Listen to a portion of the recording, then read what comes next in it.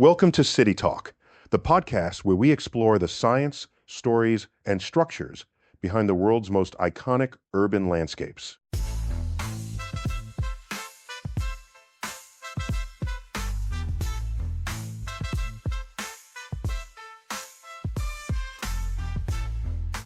I'm Neil DeGrasse Tyson, astrophysicist, Jim Bro, Doctor of Human Geography from the National University of Mars and host of Star Talk.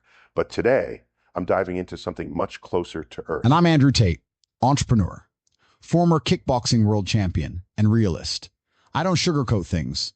If the Matrix messed up your city, I'll call it out. Don't worry, Andrew. Like I've assured you, every single episode of this podcast, I'll make sure we stay fact-based. Today, we're looking at one of the most iconic urban settlements in the Southern Hemisphere, Rio de Janeiro, Brazil. Ah, Rio. Beaches, samba, favelas, and chaos. Sounds like a city with stories.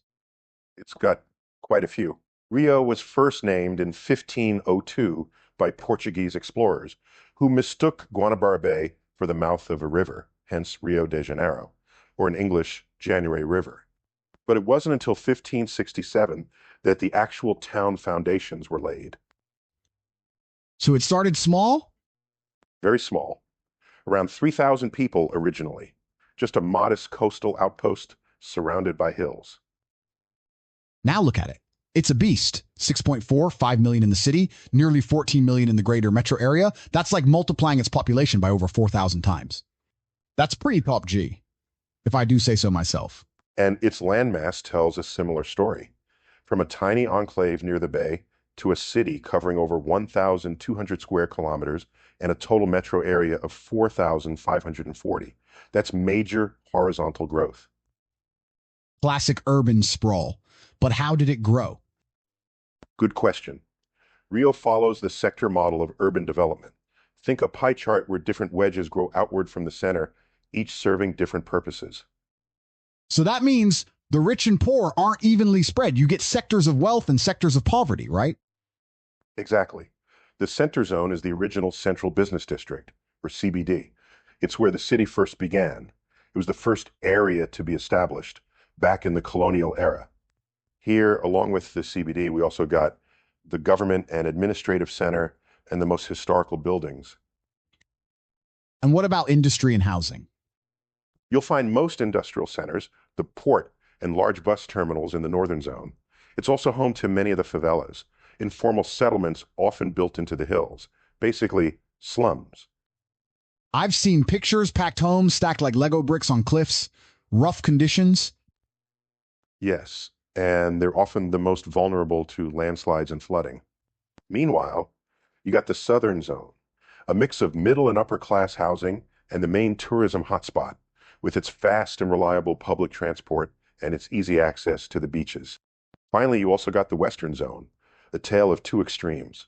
Near the coast, you've got Barra da Tijuca, a middle to upper class area with wide avenues and modern condos.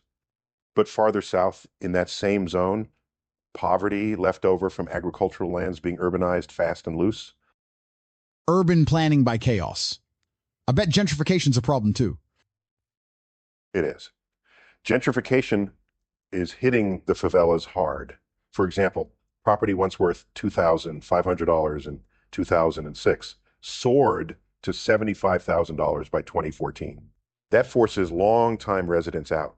They either move to even more dangerous zones or way out of the city, causing urban sprawl. So either you get priced out or pushed out. That's the harsh reality. It's not just about rising rents, it's survival.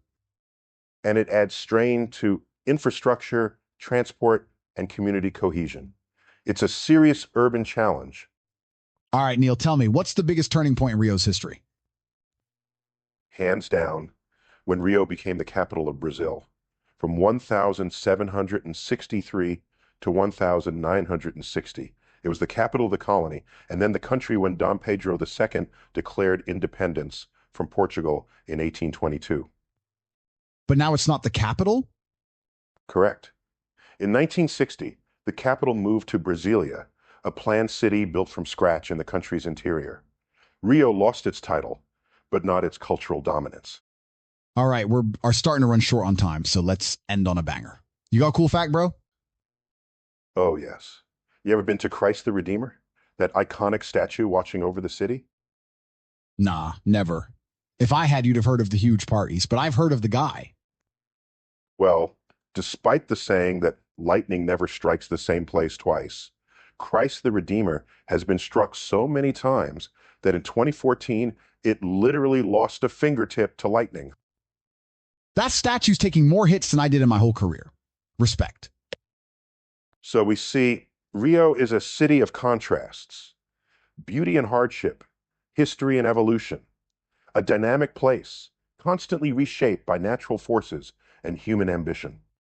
It's wild. If you can thrive in Rio, you can thrive anywhere. Thanks for joining us on this urban journey. Whether you're drawn to the stars or the cities beneath them, stay curious. And stay alpha.